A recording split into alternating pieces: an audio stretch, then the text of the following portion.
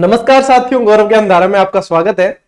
आज का ये टॉपिक बहुत इंपॉर्टेंट है और खासकर जो आज पढ़ने जा रहे हैं ना, वो अपने हिंदू त्योहार समझने हैं, चाहे आपको हिंदू वर्ष समझने हैं, चाहे आपको मतलब ये प्रक्रिया समझनी है, तो उनके लिए बहुत मतलब अच्छा कर दूंगा, मैं आसान कर दूंगा, आप लोगों को बहुत अच्छे से समझ में आ जाएगा। यदि आज की ये चीज समझ में आ गई तो समझ लो कि आपको हिंदू माह वगैरह सारे के सारे आपको याद हो जाएंगे, बहुत अच्छी तरीके से याद हो जाएंगे और उसके बाद में आपके कहीं भी कोई समस्या होने वाली नहीं है। ठीक है ना। तो देखो बढ़िया सा हमारे ग्राफिक डिजाइनर ने थंबनेल भी बड़ा त्योहारों वाला ही बनाया है। देखो सबसे पहली चीज एक बताऊं कि मेले और त्योहार पढ़ने जा रहे हैं अपन। ठीक है, मेले और त्योहार, मेले और त्योहार को जो है मनुष्य की आत्मा कहा है अपने पंडित जवाहरलाल नेहरू ने। वैसे भी तो मेले और त्योहार है। वैसे प्रश्न कैसे बनते हैं तो देखो, त्योहारों से या तो पूछी जाती है, तिथियां पूछी जाती है, ज्यादातर हिंदू महीने पूछे जाते हैं। मेले कहां पड़ते हैं ये पूछा जाता है, या फिर कब पड़ते हैं ये पूछा जाता है।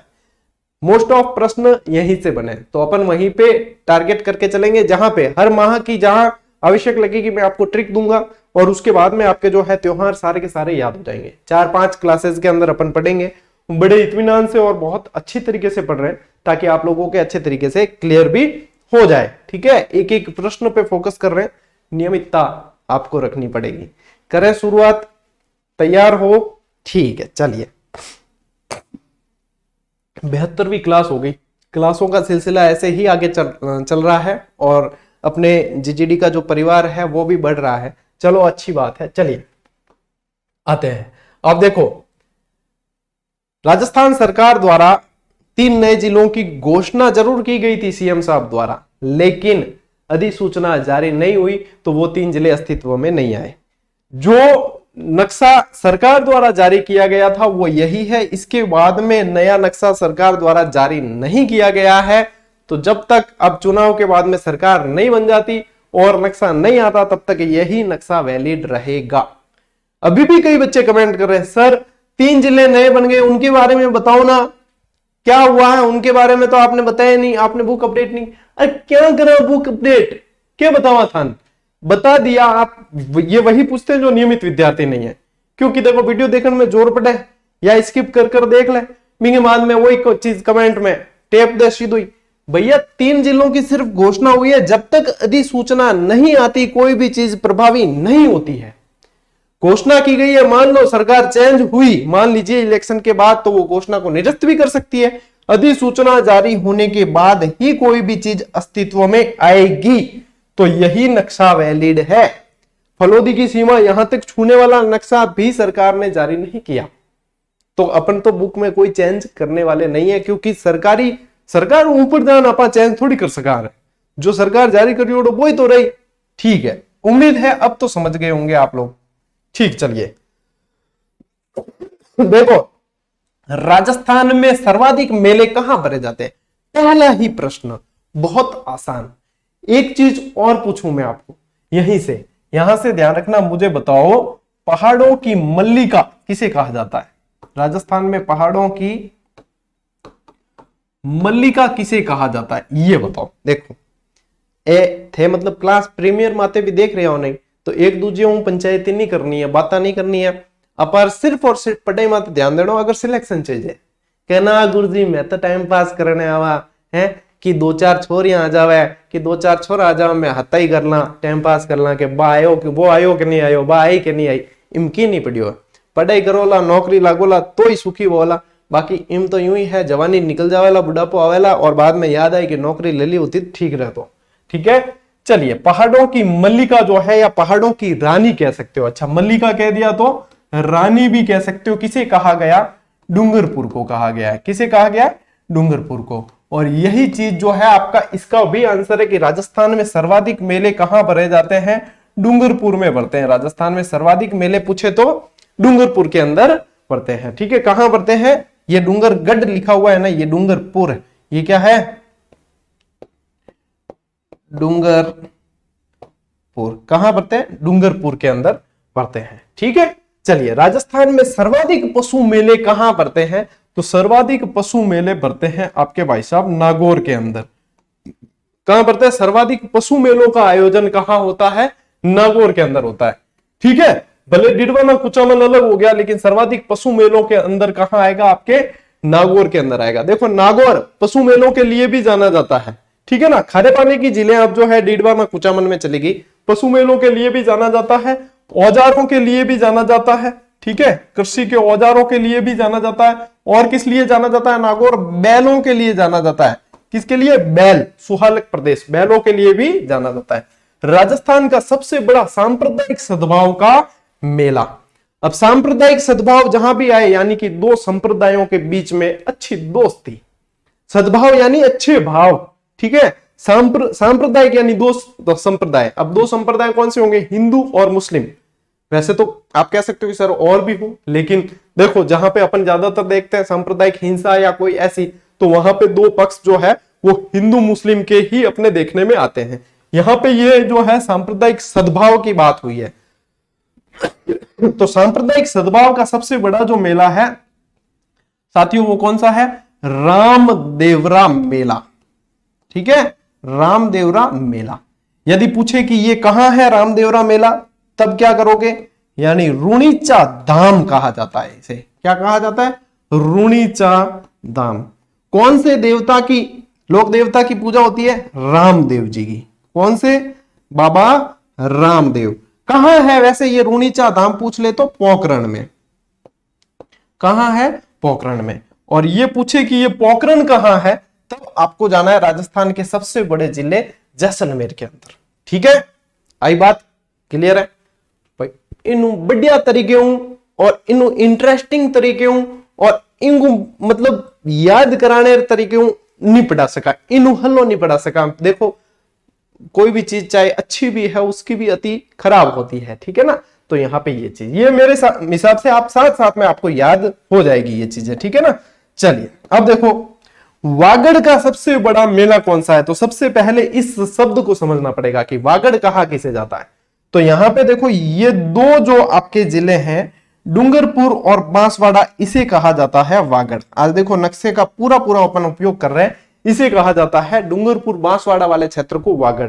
और यहीं से एक रेखा गुजरती है, यहीं से एक रेखा गुजरती है, थोड़ी नीचे ले लिया मैंने, ठीक है ना। देखो यहीं से एक रेखा गुजरती है जिसका नाम है कर्क रेखा, ठीक है, कर्क रेखा यहीं से गुजरती है। तो कौन सा क्षेत्र आ गया, डूंगरपुर बांसवाड़ा वाला क्षेत्र, ये वागड़ आ गया, ये वागड़ आया है। अब क्या पूछा है कि वागड़ का सबसे बड़ा मेला कौन सा है। तो वागड़ का सबसे बड़ा जो मेला है साथियों, वो है बेणेश्वर मेला। कौन सा है, बेणेश्वर। ये बेणेश्वर मेला जो है वो यहां वागड़ क्षेत्र के अंदर डूंगरपुर में पड़ता है।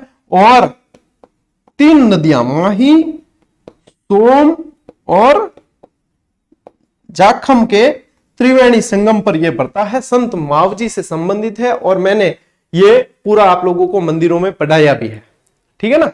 डेल्टा की मल्लिका कहा जाता है, बेणेश्वर का अर्थ होता है, ठीक है। हाडोती का सबसे बड़ा मेला कौन सा है, ठीक है। अब देखो मैं यहां से ये थोड़ा सा मिटा रहा हूं, आपको स्क्रीनशॉट की आवश्यकता पड़ती है तो पहले ले लो, फिर मैं बता रहा हूं आगे, ठीक है। चलिए अब देखो क्या पूछा गया है कि हाडोती का सबसे बड़ा मेला कौन सा है। वो बीच में क्यों आएगा, ठीक है, इन हटावा पहला हाडोती। अब हाडोती वाला क्षेत्र कौन सा है, जो राजस्थान में, देखो ये पतंगाकार राजस्थान की आकृति है ना, तो राजस्थान में ये जो पीछे पतंग की जो पूंछ जैसी रहती है ना, ये चीज यहां पे ये देखोगे ना, ये क्षेत्र देखो, ये वाला जो क्षेत्र है ये है आपका हाडोती। हाडोती का पठारी क्षेत्र है। ये कैसा है, ये आता है पठारी क्षेत्र के अंदर। कैसा है, पठारी क्षेत्र है। इसे क्या कहा जाता है, इसे हाडोती क्षेत्र कहा जाता है, हाडोती का पठार कहा जाता है। यदि याद करने की मैंने कौन सी ट्रिक बताई थी, बाबू झांक को, कौन सी ट्रिक बताई थी, बाबू झांक। 12 बूंदी झालावाड़ कोटा, देखो 12 बूंदी झालावाड़ कोटा। तो यहां पे पूछा है कि हाडोती का सबसे बड़ा मेला कौन सा है, तो वो यहां पे बढ़ता है। हाडोती का सबसे बड़ा मेला यहां 12 के अंदर बढ़ता है, जिसका नाम है अपने सीताबाड़ी मेला। क्या नाम है, सीताबाड़ी मेला। और ये सीताबाड़ी मेला जो है वो एक जनजाति से संबंधित है, जो है सहरिया जनजाति। किससे संबंधित है, सहरिया से संबंधित। अब देखो यहाँ पे किशनगंज के अंदर यानी बारां के अंदर आप कह सकते हो ये कह सकते हो कि सबसे ज्यादा राजस्थान में शहरिया जनजाति कहाँ निवास करती है, तो बारां के अंदर करती है। अच्छा, इसी शहरिया जनजाति के इतने ज्यादा निवास करने के कारण इस जिले को जो है काली हांडी के नाम से भी जाना जाता है। कई सारी अच्छी चीजें निकल कर आ रही है भैया, वन लाइनर पढ़ रहे हो तो साथ में नोट करते जाना। वहां पे वो खाली जगह जो है ना वो मनोरंजन के लिए नहीं है, वो भरने के लिए है, कुछ ना कुछ वहां पे लिखने के लिए है, तभी वो बेहतरीन किताब और बनेगी। ऑलरेडी है लेकिन और बनेगी। ठीक है, चल आई बात समझ में। हम देखो ओ दिखे कितनी की 4 लाइना है गुरुजी, लेकिन 4 लाइना है, लेकिन जब आपने इस चीज को समझा है अच्छे तरीके से तब आप लोगों के लिए 4 लाइनें 40 लाइनों में बदल सकती है, लेकिन साथ साथ में याद करना जरूरी है। तो हाडोती और हाडोती का सबसे बड़ा मेला आपको बता दिया। चलिए तो अब लीजिए आप स्क्रीनशॉट, उसके बाद में बढ़ते हैं अपन आगे। और अभी तो क्लास शुरू हुई है। ठीक है, चलिए आइए अब देखो राजस्थान का कुंभ। ठीक है, राजस्थान का कुंभ या मेरवाड़ा का कुंभ किस मेले को कहा जाता है, ये अपने को ध्यान में रखना है। कुंभ की जहां पे मतलब आ रहा है, जहां जहां शब्द आएगा वहां पे यह है कि बहुत ज्यादा मात्रा में श्रद्धालु होते हैं, बहुत ज्यादा मात्रा में लोग होते हैं, इसलिए कुंभ का प्रयोग किया जा रहा है। ठीक है, न कि इसके आयोजन के हिसाब से किया जा रहा है। यहां तो ये तो जो है हर वर्ष भरते हैं मेले। ठीक है, देखो राजस्थान का कुंभ या मेरवाड़ा का कुंभ। अब ये मेरवाड़ा वाला क्षेत्र कौन सा है, ये मेरवाड़ा वाला जो क्षेत्र है अजमेर और अजमेर के आसपास वाला क्षेत्र है। ठीक है, इसे कहा गया है मेरवाड़ा। क्या कहा गया है, मेरवाड़ा। क्यों कहा गया मेरवाड़ा, क्योंकि एक समय की बात है जब यहां पे मेर जनजाति का बहुत बाहुल्य था। मेर जनजाति बाहुल्य क्षेत्र होने के कारण, बाहुल्य तो हम जो रहे बहुलता यानी कि ज्यादा है ना, बाहुल्य क्षेत्र होने के कारण ये मेरवाड़ा कहलाया। ठीक है भाई, बात समझ। अब बताओ कि ये मेरवाड़ा है तो मेरवाड़ा का कुंभ कौन सा मेला होगा, तो यहीं अजमेर के अंदर ही एक बहुत ही प्रसिद्ध और प्राचीन स्थान है जिसको जाना जाता है पुष्कर। कई बार जो है हिंदू धर्म से संबंधित लोग हरिद्वार नहीं जा पाते, यदि अस्थि विसर्जन करने तो पुष्कर जाते हैं। ठीक है, या फिर हरिद्वार जाने के बाद भी जब रिटर्न होते हैं तो पुष्कर होते हुए होते हैं, पुष्कर जी जाते हुए आते हैं। तीर्थों का मामा कहा गया जिसे, कोंकण तीर्थ, पंचम तीर्थ, बहुत सारे नाम है। तो ये राजस्थान का कुंभ या मेरवाड़ा का कुंभ कहा गया, ये क्या ध्यान रखोगे आप, ये किसे कहा गया है, पुष्कर मेले को कहा गया है। और ये पुष्कर मेला जो है इसे रंगीन मेला भी कहा जाता है। क्या कहा जाता है, रंगीन मेला भी कहा जाता है। ये रंगीन मेला जो कहा जाता है ये ऊंट बिक्री के लिए जाना जाता है। किसके लिए, ऊंट बिक्री के लिए जाना जाता है। अच्छा, एक चीज और बताऊं इसके साथ में, ये जो है वो कार्तिक पूर्णिमा को बरता है। कब बरता है, कार्तिक पूर्णिमा को बरता है। ठीक है, एक चीज और बताऊं, यहां पे दीपदान का बड़ा महत्व है, दीपदान का महत्व ज्यादा है। ठीक है, और क्या ध्यान रखोगे, और तो वैसे अपन मेले और डिटेल में पढ़ेंगे तब बताऊंगा मैं आपको। वैसे ये चीजें ध्यान रखना, 52 घाट भी बने हुए, अब मैं कहते तो 52 स्तंभ यानी कि दादू में चला जाता मैं। 52 घाट बने हुए यहाँ, और ऐसा का ऐसी चीज जो है वो कोलायत के अंदर भी है, बीकानेर। ठीक है, आओ आगे। आदिवासियों का कुंभ, अभी अपन आगे जो पढ़ के आए ना बेणेश्वर, वही चीज है।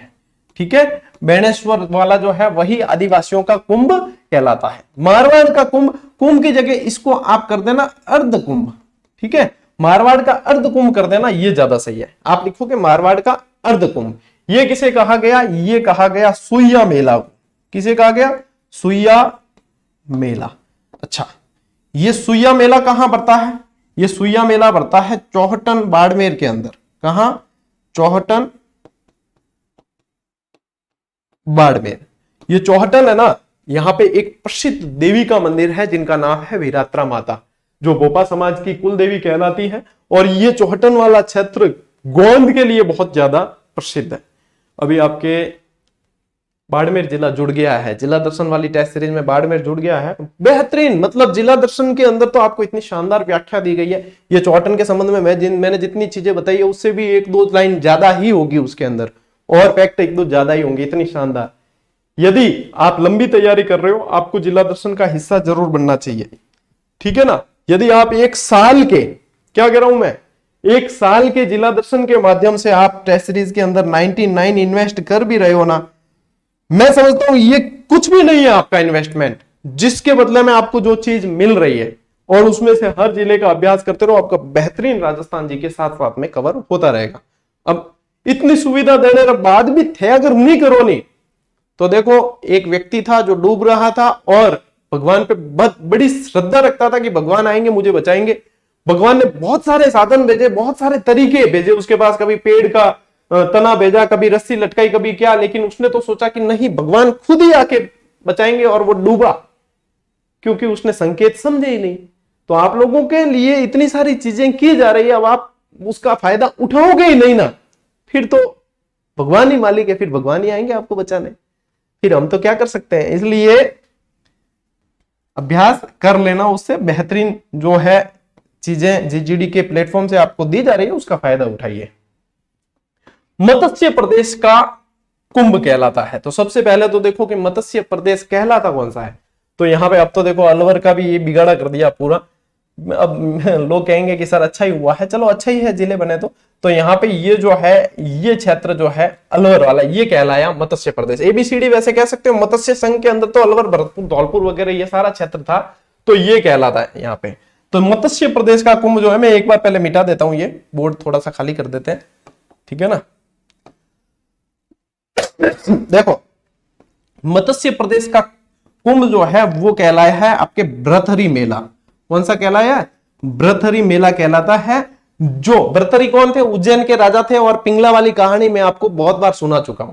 भर्तहरि मेला है, इस मेले को कनफटे नाथों का कुंभ भी कहा जाता है। कनफटे नाथों का कुंभ भी कहा जाता है। देखो वैकेंसी आपकी है ना, मेरे दिमाग में है, वापस बता देता हूं, इलेक्शन के बाद में आ जाएगी, जनवरी फरवरी के अंदर आ जाएगी। कारण क्या है? क्योंकि वित्तीय स्वीकृति मिल चुकी है, तो सरकार खुद भी निकालना चाहती थी मेरे ही है हिसाब से, लेकिन पता नहीं कैसे डिले हुआ उनके। वैसे डिले इतना होना नहीं चाहिए था, लेकिन मानकर चलो कि आप लोगों के पास भी, जैसे पशु परिचर वालों के पास भी 1 साल का तकरीबन समय है, आप लोगों के पास भी मानकर चलो 1 साल का ही समय है।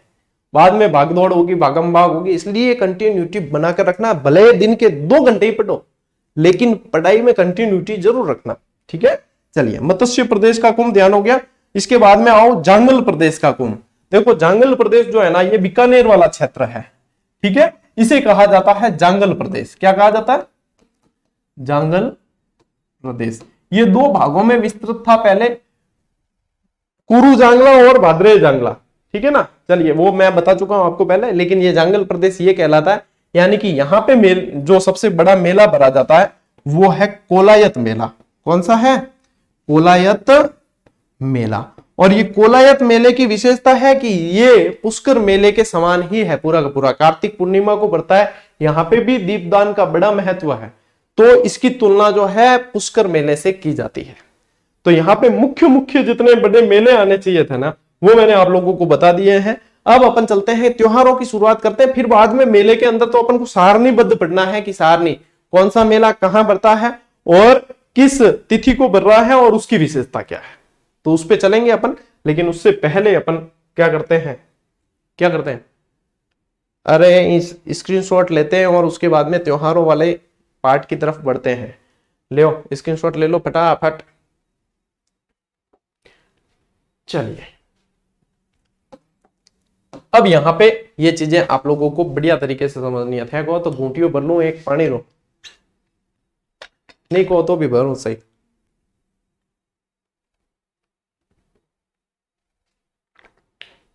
क्या होता है कि इतना लगातार बोलना होता है हमें, हमारे अंदर गले में, कान में, मेरे बहुत सारी समस्याएं, अभी शायद इसी सप्ताह में डॉक्टर को बताने भी जाऊंगा।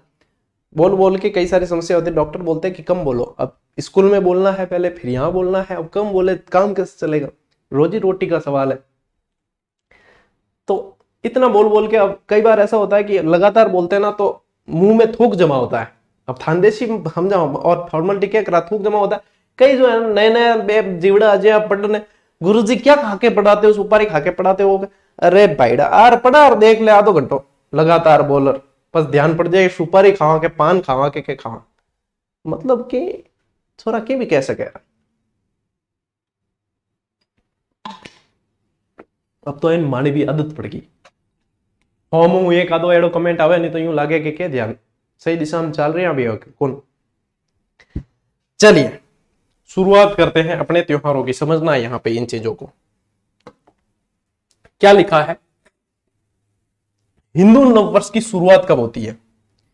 हिंदू नववर्ष की शुरुआत कब होती है ये पूछा है। सबसे पहले तो देखना, हिंदू नववर्ष की शुरुआत जो है वो चैत्र शुक्ला प्रतिपदा,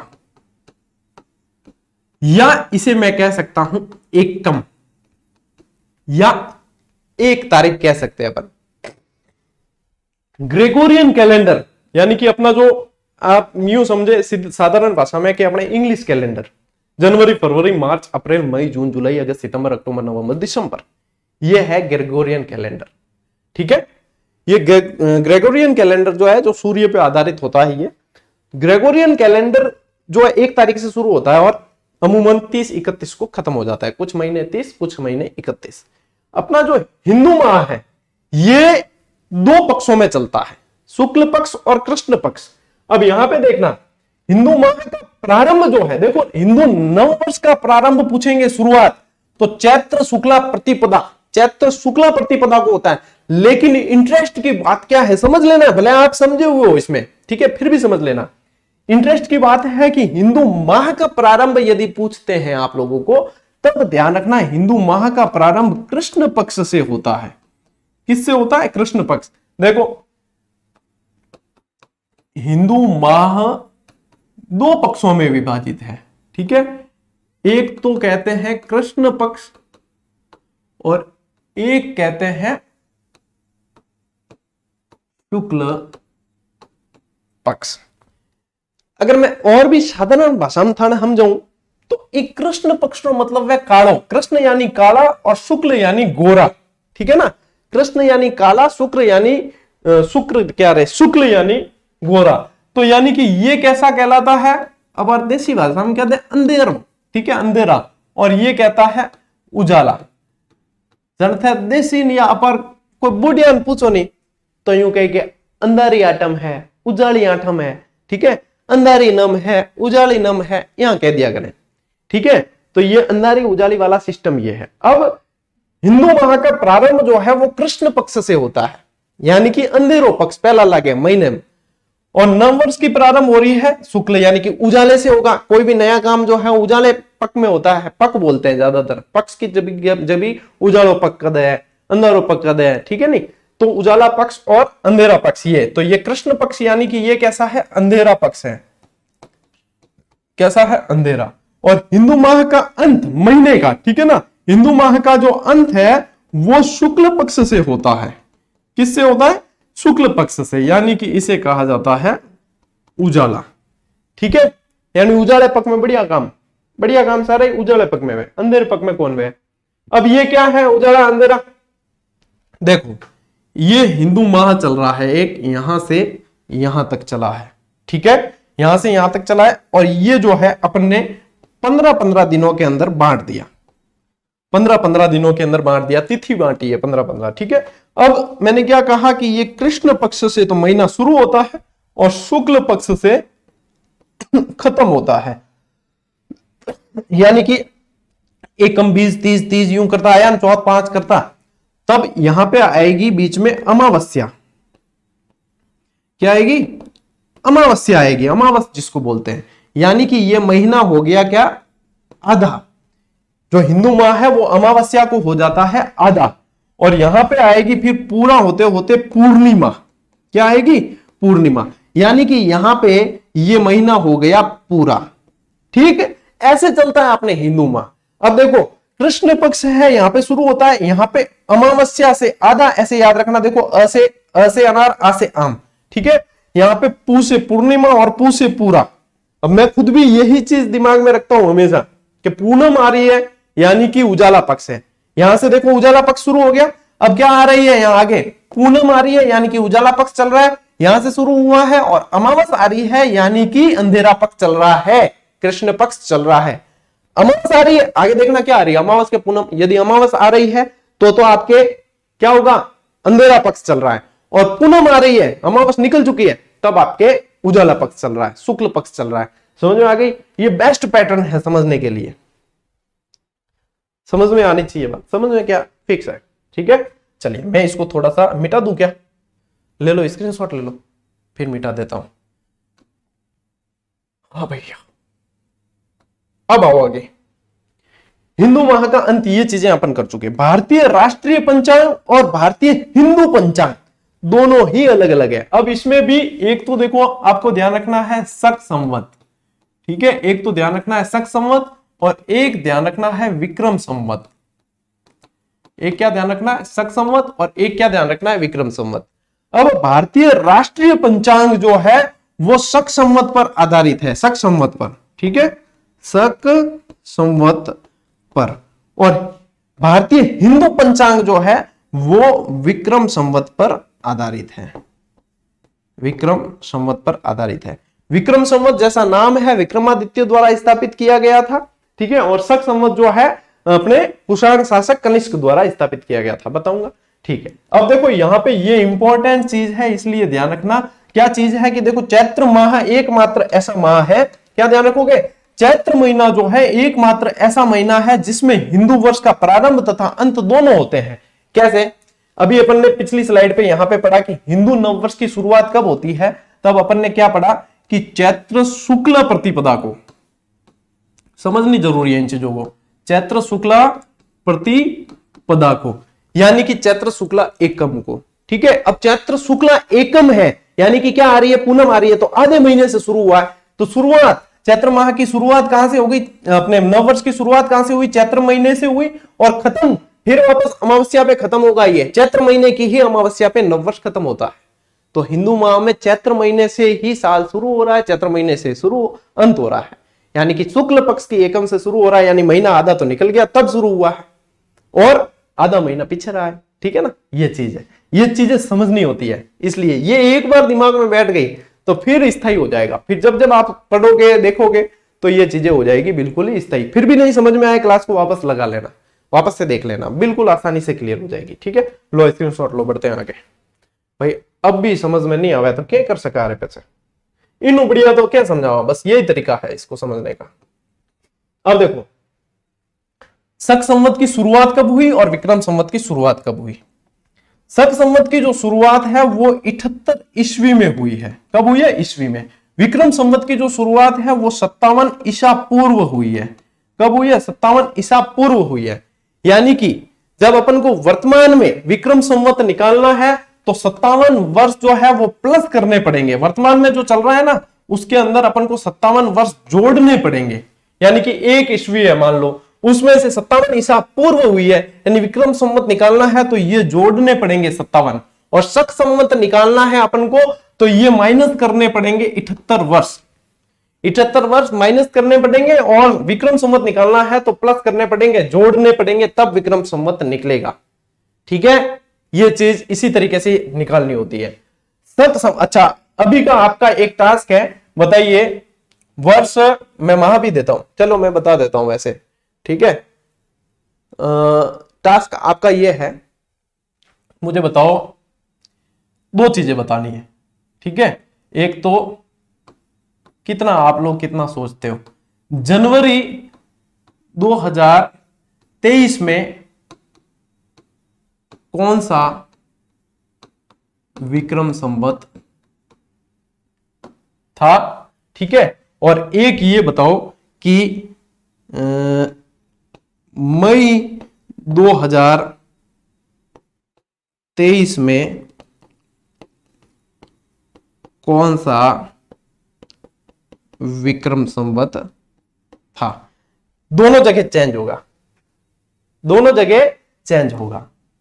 ठीक है, दोनों जगह चेंज होगा, ये भी ध्यान रखना, क्योंकि 22 मार्च को अपनाया गया है, और 22 मार्च से पहले और 22 मार्च के बाद वाली काउंटिंग चेंज हो जाती है। जोड़ना 57 है। ठीक है, विक्रम संवत निकालने के लिए जोड़ना है 57 जोड़ने हैं। शक संवत निकालना हो तो जो वर्ष चल रहा है उसमें से 78 माइनस करने हैं। ठीक है, चलिए, शक संवत का प्रारंभ चैत्र कृष्णा प्रतिपदा से होता है। देखो शक संवत का प्रारंभ तो चैत्र कृष्णा एकम से होता है, ठीक है ना, चैत्र महीने के प्रारंभ से ही हो जाता है, लेकिन विक्रम संवत का प्रारंभ इसको चैत्र करना। विक्रम संवत का प्रारंभ चैत्र शुक्ल प्रतिपदा से होता है, यानी कि जब नव वर्ष की शुरुआत होती है, क्योंकि हिंदू पंचांग जो है वो विक्रम संवत पे आधारित है, और राष्ट्रीय पंचांग यदि कह सकते हो आप तो वो जो है शक संवत पे आधारित है। ठीक है ना, तो यहां पे ये ध्यान रखना, ये विक्रम संवत चैत्र शुक्ल और ये चैत्र कृष्ण।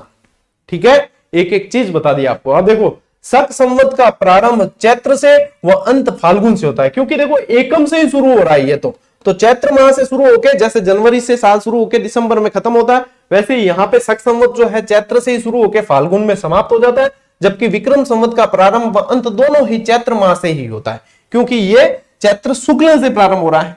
तो यहां शुक्ल से प्रारंभ हो रहा है, यानी महीना वही रहता है इसके अंदर, जब शुरुआत और अंत दोनों ही हो रही है। ठीक है, चलिए बढ़ो आगे, स्क्रीनशॉट लो, फिर बढ़ते हैं आगे। अब देखो, अब ये तो रही बात, अब रही बात कि हिंदू जो वर्ष है उसके अंदर महीने कितने हैं। महीने तो देखो इसमें भी 12 ही आते हैं, लेकिन वैसे तो ये ज्यादातर व्यक्तियों को और ज्यादातर को ऐसे डायरेक्ट अंगुलियों पे याद रहते हैं, चैत्र वैशाख ज्येष्ठ आषाढ़ ऐसे ही याद रखते हैं। ठीक है, ऐसे याद रह जाते हैं, चैत्र वैशाख ज्येष्ठ आषाढ़ श्रावण भाद्रपद आश्विन कार्तिक माघ पौष माघ फाल्गुन। ठीक है, ऐसे याद रह जाते हैं, सबसे बेस्ट है डायरेक्ट याद रहते हैं, क्योंकि ज्यादातर को डायरेक्ट ही याद है, और डायरेक्ट याद रहते हैं तो ठीक है। जिसको डायरेक्ट याद नहीं रहते हैं उसको भी तो याद करने होते हैं, तो डायरेक्ट वाले तो ये देखेंगे कि हाँ डायरेक्ट याद करने के, हाँ ठीक है, ठीक, कोई गड़बड़ हो तो बता देना मुझे। और जिसको डायरेक्ट याद नहीं रहते हैं उनके लिए ये ट्रिक है कि हाँ गुरुजी हमें तो डायरेक्ट याद नहीं रहते, हम तो भूल जाते हैं बार बार। तब आपको क्या याद रखना है, चित्र बना ज्योति। ज्योति को बोला कि चित्र बना, याद नहीं रहता तो चित्र बना, चित्र बना ज्योति आसरा, या फिर आशा, आशा रख देना कि आशा से चित्र बना, आसरा बाई या फिर आसरा बाई, भाई आसाराम बाई, आसरा बाई अशोका, मां पा मा गुण। ठीक है, मां पापा का पा, फिर वापस मां गुण, क्योंकि देखो बच्चों का प्रेम मां से अधिक होता है, तो 2 बार मां है, मां पा मा गुण। चित्र बना ज्योति आसरा भाई अशोका मां पा मा गुण के याद करना है, चित्र बना ज्योति आसरा भाई अशोका मां पा मा गुण।